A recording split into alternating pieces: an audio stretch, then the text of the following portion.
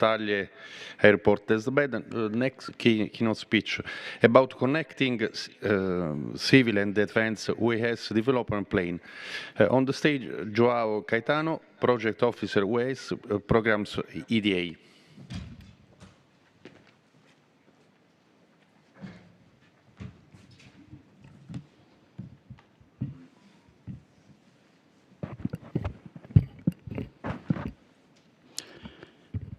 Good morning, ladies and gentlemen. There is an echo. Okay. So, very good morning to... okay, I hear an echo on myself, but I don't know the reason why. So, moving on. Good morning, ladies and gentlemen. Buongiorno a tutti, signore, signori. Allow me to start today's presentation of the European Defence Agency with some words from yesterday. Yesterday, from the speech of the director of Distretto Tecnologico Aerospaziale, Signore Giuseppe Cierno, he mentioned three things that really caught my attention. One was that you were launching the Digital Innovation Hub. Okay, and I focus innovation because it will be important along the presentation that I bring for you today. Second, that airspace is on the top of the agenda, which of course is very important for what we do in terms of civilian side industry and of course in terms of the defense side, because what we want to do is to protect our citizens. Then thirdly, he said that he was proud, and you should be proud, and you are proud of what you are developing today and what you have developed so far. And let me tell you that you should be proud of what you have brought forward. The presentation that we've had before from Antonio is another demonstration of that the ecosystem is growing, the enablers are there and are being deployed, so big congratulations to you. Piggybacking on that, allow me to mention, if you might, that one of the three reasons for EDA to exist is to stimulate innovation. So with this, I am Joao Caetano, I'm the Project Officer for UAS programs at the European Defence Agency. And I believe that we can work better and we are stronger together. So if we look at the website of Distretto Tecnologico, you will see a few areas, few focus areas that you have here on your middle left-hand side. And then if you look at the right-hand side, I'll try to match that with the defense side, which is what EDA is doing. So you have technologies and enablers. On our side, we have also technologies, especially UAS on the dual use. We have you have air traffic navigation, and we are betting in single European sky and the digitalization of the sky. You have test and demonstration sites. We have test and demonstration sites, which are available via a database. You have innovative air services, and what we really need as a defense is to have rapid, deployable, safe, and integer UAS systems. You have UAM. We want and need cargo drone capabilities. So there's a mix there. So the only point that we are not really matching is this last one, but we have others that we can tackle. So the European Defence Agency works collaboratively with the Commission, EASA, Eurocontrol, that you might see here. Of course, we collaborate with NATO and, of course, some civilian entities. And we, also as mentioned yesterday by Munish Kurana, the military have extreme experience, or much more experience than the civilians, in the operation of drones. So that's why we are collaborating as well on the engagement and the defining of the European drone strategy that was presented yesterday by the Commission. I'm sure you've heard about this. So let me bring to your attention only two projects that could be useful for you. One is the U-Space, which is it's a U-Space study that has just been released. You can access all of the deliverables, which are relatively small and well condensed in EDA's website. In those deliverables, you'll find, let's say, a one-stop shop for all of the intricacies of the U-Space and what has been developed at the European Commission, EASA, CESAR, and of course, Eurocontrol. And you might want to look at the bottom of the screen, where you also find Italy there. So this is a good compendium of information. If you look at the CESAR ConOps for USpace, it's more than 1,000 pages, but these documents, I can tell you that you can read this in an hour. So that's really succinct.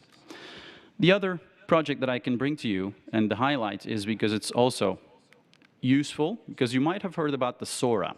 And if you're happy and you think that the SORA is so the Specific Operation Risk Assessment is an easy tool for you to develop and to use, please raise your hands, because I would imagine that SORA is not that easy. So what we're trying to develop on the military side is a military-specific risk assessment tool that is readily available via a website, if you have, of course, the needed credentials to access. What do you need?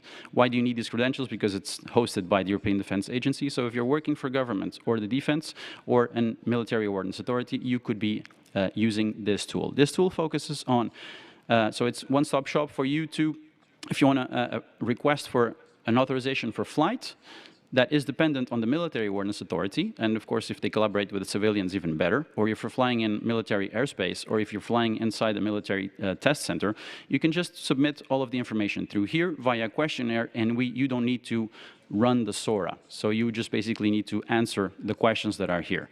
So this is still in alpha mode. It still has not been displayed, but just to say that with the help of UAS Italia, we are being able to deploy this, and we should have this running by early 2024. I mentioned in the beginning innovation, and I bring to you some information about HEDI, which is the hub for European defense innovation at the Defense Agency. What this concept is bringing is, well, let's face it, betting on innovation, money to the table.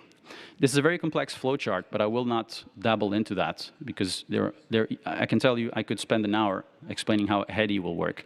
But it's just to say that you will be able to apply, because that's the reason why I'm here, to explain to you how you can access this.